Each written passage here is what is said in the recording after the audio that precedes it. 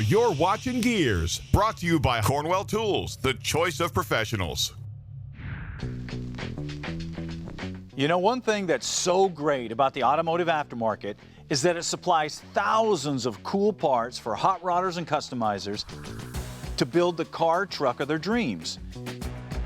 And there have been so many amazing parts come out over the years that sometimes the biggest challenge is choosing from all the cool engine and suspension, exhaust and interior choices that are out there. However, there are some parts available in the aftermarket that may not have as high of a cool factor as some of that other stuff, but it is stuff that everybody's going to need no matter what you're working on. And at the very top of that list is a new wiring harness. Now, it may not look like much, but the aftermarket wiring harness is so important to this industry that without it, this industry may not even exist the way we know it. But wiring has never been one of those fun things to do. Matter of fact, most people hate it. They don't understand it. They don't want anything to do with it. So who in their right mind would want to come out with an aftermarket wiring harness? I mean, that would take a special kind of person or a special kind of crazy. Maybe a little bit of both. Take a look. Dennis Overholster always loved hot rods and tinkering on mechanical things. And that love led to a stint in the military, tinkering on much bigger vehicles. They put me through electronics school because I had a real high SAT, 95 in electronics and 90 in mechanical when I was in high school. So they put me in electronics school. I knew they were going to put me in a silo. At least I found that out up in North Dakota, Minot. And I'm claustrophobic, so I did not want to go down in a silo. So I flunked on purpose and got called in by the captain and reamed out and, you know, all the stuff. And so he knew you flunked on purpose? I told him I did. Yeah. You know, he was livid. He called me all kinds of names that I'd never heard before, you know, that type thing. But he says, "Airman, what is it you want to do?" I told him, "Sir, I want to be a mechanic." He says, "You nuts." So that's exactly what he did. And for the next 20 years, Dennis turned wrenches on everything from trucks to tractors. Then, in the early 80s, along came the street rod craze. And for the first time, people were starting to fit late model engines and electrical accessories into older vehicles. And Dennis realized that there was a huge need for a quality aftermarket wiring system. So he went to work creating one. All the people that were making harnesses back then would take usually just a big piece of plywood or something and attach some little fuse blocks and a whole bunch of terminal strips and so forth. Yeah. And then you'd have to put that someplace up underneath the dash or in the trunk or what. And it was just massive. Yeah. And I thought, there's got to be a better way than this. One key component that nobody was offering at the time was a pre-wired factory-style fuse block that was easy to get to and service. And this became the starting point of what became known as the painless harness. The goal at the time was, and still is today, that I wanted to make sure that when the customer got the kit, the fuse block was already finished. Yes. All he had to do was mount it, and he's done underneath the dash. Yeah. Another huge issue was serviceability and installation. Since Dennis knew that most people building street rods were not professional mechanics, he knew he had to make the wiring simple and easy to install and service, without the need for a wiring schematic. They did that by not only color coding all of the wires, but also marking where they go clearly for the whole length of the wire. This makes identifying the wires as simple as just reading what it says. This was a huge breakthrough for the do-it-yourselfer, and for the first time, wiring a car began to be described as painless. Another key factor of helping the do-it-yourselfer install a wiring harness in their garage was to lay the harness out in sections ahead of time. So all of the underhood wiring was grouped together, all of the underdash wiring was grouped together, and everything that went toward the rear of the vehicle was in a separate section as well. This did wonders to help alleviate the panic and fear and confusion that most people feel when they look at a wiring harness. A friend of mine, I don't know if you ever met Tex Smith or not, back in the day, Tex and I were good friends, and he was up in Idaho, and he was building his $1 a pound Roadster. Remember the one that he didn't want it to cost any more than it weighed? Yeah. So he called me one day. He said, I understand you got yourself in the wiring harness business. I said, yeah, I did. But anyways, he says, I'll tell you what I'll do. If you'll send me a harness for my $1 a pound Roadster, I'll do you a full-page ad in my upcoming Hot Rod Mechanics magazine. Now, this is early 91. Okay. And we had incorporated it as Perfect Performance Products. And that was the name that was on all the boxes. It was Perfect Performance Products. Yeah. So I sent him the harness, and sure enough, I got he sent me the copy of the book. Yeah. It had I think, a 3 or 4 page article in it on me doing an install in a Model A sedan. Yeah. And then towards the back of the program, or the book, was a full page ad. And at the top it said painless wiring. And it's been painless ever since.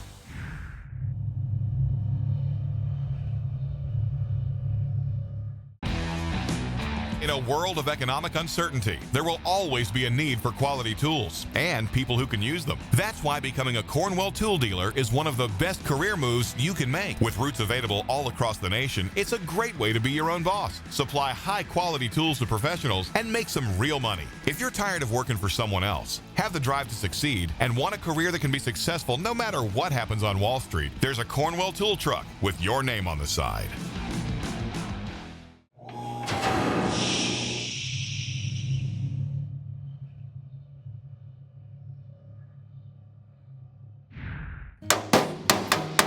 Hey, welcome back to Gearz, where today we are digging into the one area that most car people hate to deal with, and the one area that all car people are eventually going to have to deal with, and that is wiring. Now, we've already talked about how the creation of the aftermarket wiring harness came about and how Painless got their name, but there's a lot more to automotive wiring than the main harness. Take a look. With new technology being developed by the OEMs and the aftermarket all the time, Dennis knew that enthusiasts would be looking for ways to adapt it to their vehicles. So Painless continued to build wiring that made it possible for people to install fuel injection, air conditioning, tilt steering columns, digital gauges, stereo systems, electric fans, high output alternators, virtually anything that needs power. Painless probably has the way to wire it up. And over the years, there have been many awards and accolades that have recognized the quality of the products and the engineering that goes into them. Another thing that most companies don't know is the fact that we used to make a lot of parts for General Motors.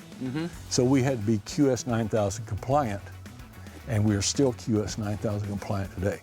So Okay, so basically what you're saying is this stuff is all OEM level. yes, This would pass OEM testing and stuff. yes. You're the only guys doing that, right? We're the only ones that Yeah. I know of. Yeah. Of course, with this kind of success, Painless has grown from a small one-trailer operation to one of the major innovators and contributors to the hot rod industry, with Dennis's own sedan delivery being not only a rolling test bed, but also the poster car for the company. Gordon Robertson was our sales manager at the time. Yeah. And he was redesigning all of our packaging, making it all multicolors and Yeah. all kinds of stuff. And he says, I think you need to paint your panel truck the same color as all the packaging. That way you can take it on the road and so forth, and it'll all tie everything together. Yeah. So we painted it that color, put the Painless on the side, loaded it full of stuff, and away we went. Yeah. Never looked back. But in spite of all their success, the main goal for Painless has always remained the same: to build quality wiring components so you can get out there, wire up your vehicle no matter what you've put in it, and get out and enjoy it. The guys on our tech line, they get calls all day, every day, and we have people at shows across the country, and we listen to the customers that come in or call, and what are they looking for. So that helps us determine what our next project's going to be.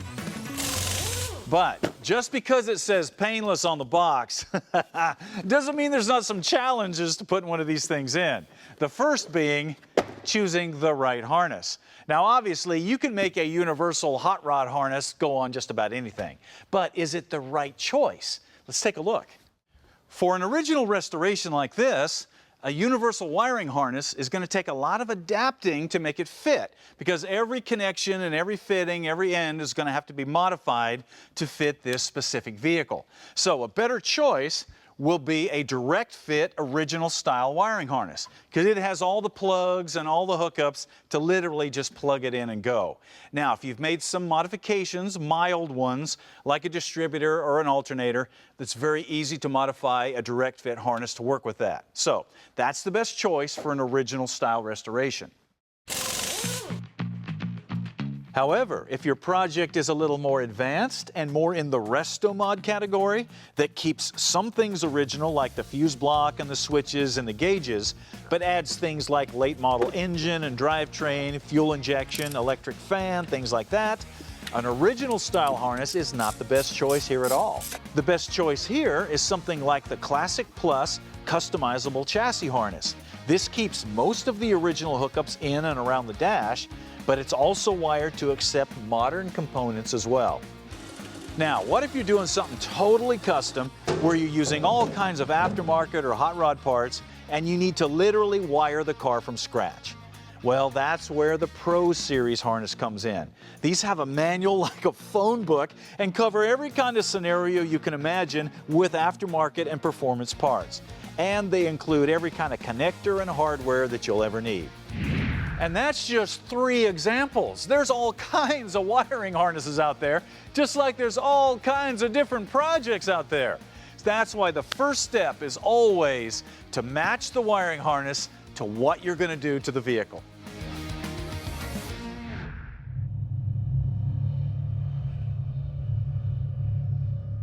If you like cars, if you like coffee, you're gonna love Gearz coffee cars. Because in each pack, you'll find a special blend of rich, robust coffee to get your blood pumping, as well as a collectible cartoon sticker and matching photo card of some of the wildest vehicles Stacey has built or featured over the years. Collect the whole series and be sure to keep an eye out for the ultra-rare Strange Brew card that are added to random packages to keep things interesting. It's Gearz coffee cars, the best bean on the car scene.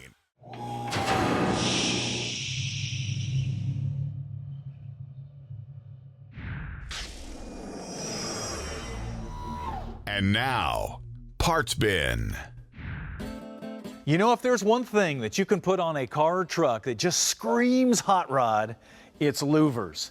The problem is you can't just send a hood or body panel off anymore and have somebody stamp louvers in it. So what do?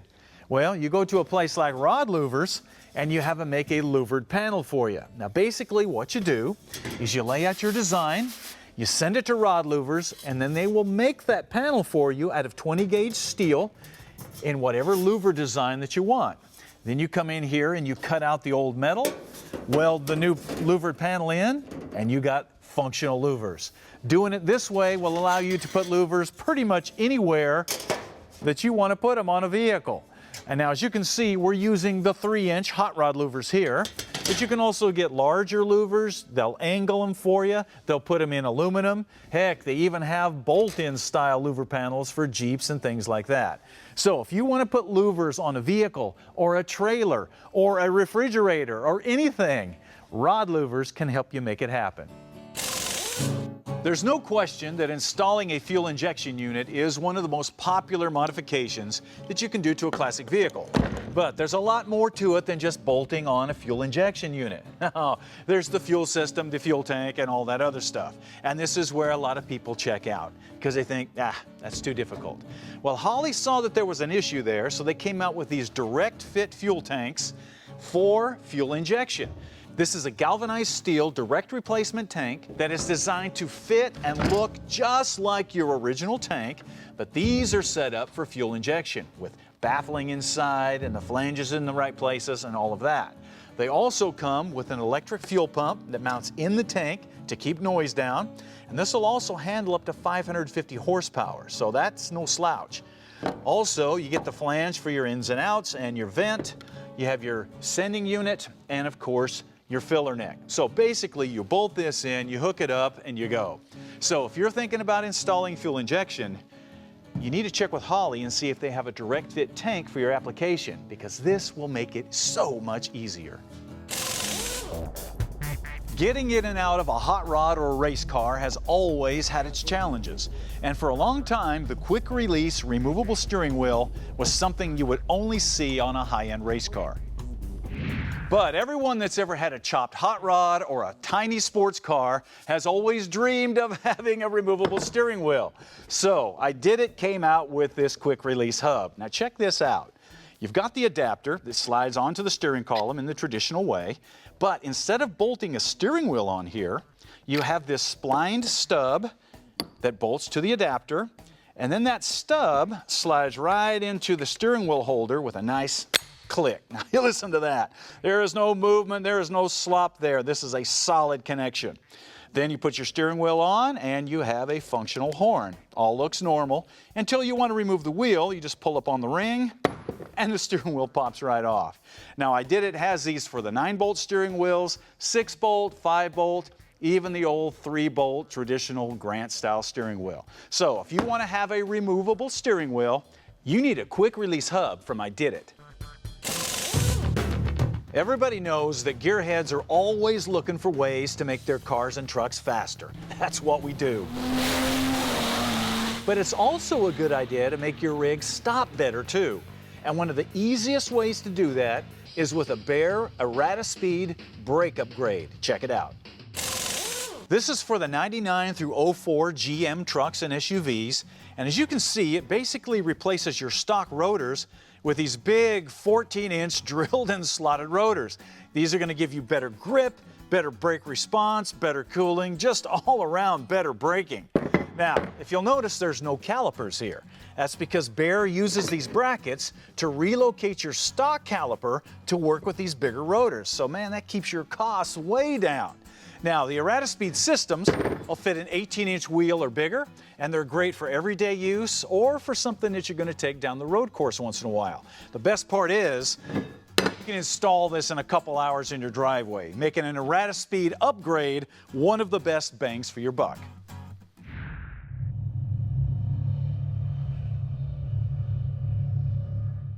You know, one of the first true freedoms you experience as a kid is that first bicycle. Man, it becomes your transportation to the world, or at least the local neighborhood. And in my neighborhood, man, we all had bikes. And we'd stick playing cards in the spokes, and we'd suck on black licorice, make it look like we were big biker dudes. And it was magic. But a bike wasn't just about transportation. No, it became an extension of your personality. And there were all kinds of bikes out there. There were 10-speeds, there were mountain bikes, there were Stingrays, there were BMX bikes, and they all had their strengths and weaknesses. And that's where the idea for the story of the purple bicycle came from. Because just like a bike might wish it had the talents or skills of another bike, so do we sometimes overlook our God-given talents and wish we had somebody else's talents, skills, because they seem to be better than ours. It's a simple lesson, but something we all need to be reminded of from time to time.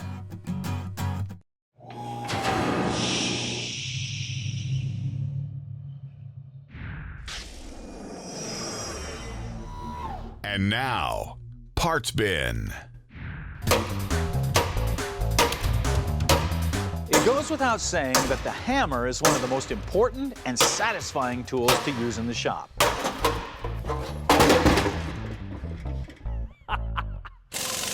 But not all hammers are the same. Take a look here. You've got the rubber mallet, then you have the ball peen hammer, then you've got the sledge style hammer, and then of course you have the dead blow hammer. And of all of these styles of hammers, the dead blow is the one that has the shortest lifespan, because as you can see, the plastic coating can crack and they'll come apart on you.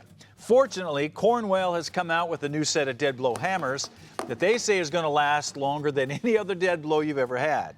Now, as you can see, they have great weight transfer, so you can get the striking power that you need depending on what size you're using. But the plastic coating is designed to handle impacts, solvents, temperature changes, and all the other crazy things that can happen in a shop. You know, a lot of people think that the hammer was the first tool ever invented, and it probably was. And they're just as useful today as they were back then.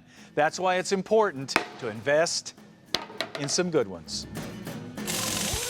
And now, what are you working on? Brought to you by Woodward Fabrication, selling quality metalworking equipment since 1966. And Mouse Blocker, protecting your vehicle. Today's What Are You Working On comes from John. He's from Alabama, and John served in the U.S. Army for 38 years. Yeah, and he finally decided he was going to retire and he wanted to pick up a cool project. Now, since he was in the military so long, he had a fondness for these old military Jeeps. So he found this, a 1952 Jeep M38 that had been sitting in storage for a number of years, and he said it was totally intact and unmolested. So he started working on it. Now, here's his plan. He says he's going to keep it totally stock. He wants it a running survivor. He intends to enjoy it around the farm. He does not want to restore it to be a show queen. All the dents and dings are going to stay. He's going to enjoy this. Sounds like a great level 1. So the first thing he did, check this out. He jumped into the motor, and he did the plugs, the distributor, the oil pump, the gaskets, all the things to get it running. Then he went to the fuel system. The fuel pump, the carb, the gas tank, all of the standard stuff. Then he moved on to the cooling system, the radiator, the water pump, hoses, that sort of thing. And then he went to the brake system, the wheel cylinders, the master cylinders, the hoses, and all of that. And he said, last December, he got it running, he got it back together, and ready for its first time on the road in over 30 years. He said it drove well, he had a great time, shifted good transfer case, everything. He's excited, had a good time. But, he says, unfortunately, it's not all good. He says the engine smokes, the compression's not real good, the valve guides are worn out, oil pressure doesn't go very high, so the motor is going to need to be rebuilt. And that is to be expected, but I tell you what, this is such a classic example of a level 1 project. The good thing is, John, you can enjoy this Jeep now and wait and rebuild the engine when you're ready to. This is awesome. So to recognize such a cool project, John, we're going to set you up with some basic metalworking tools. You see you've got some mallets here with different size ends on them for different contours. You got a big leather bag here for shaping metal. Then we're going to give you one of these Gearz fender covers so you can flop it on that Jeep when you're working on it. And we're going to follow that up with one of these project planning books. This way you can keep track of everything that you've done to that Jeep. And we're going to give you a Sergeant Rock die cast to go with that Jeep, and we're going to finish it up with a Gearz coffee cars pack. This will allow you to enjoy a couple pots of coffee and see what collectible sticker you might have inside. Now, for the rest of you guys, if you want to get in on this and get your projects featured on the show, you got to send them to us. Go to our website, go to Gearz Nation, and submit it into What Are You Working On? The website's also the place to find out more information on any products you may have seen on the show, any Gearz merchandise, and how to join Gearz Nation. Also, make sure you check out our social media. That's Instagram, Facebook, TikTok, YouTube, all at Official Stacey David. YouTube is also the place to view all of your favorite Gearz episodes, as well as the Gearz Restoration Series and our full project builds that follow a project from beginning to end. And finally, if you're a radio person, be sure and check out our podcast, Tales of a Gearhead. Well, that wraps it up for us today. Hopefully you feel inspired to get out there and start working on something. It can be new, it can be old, it can be anything. You just need to get out there and start turning some wrenches. We'll see you next time.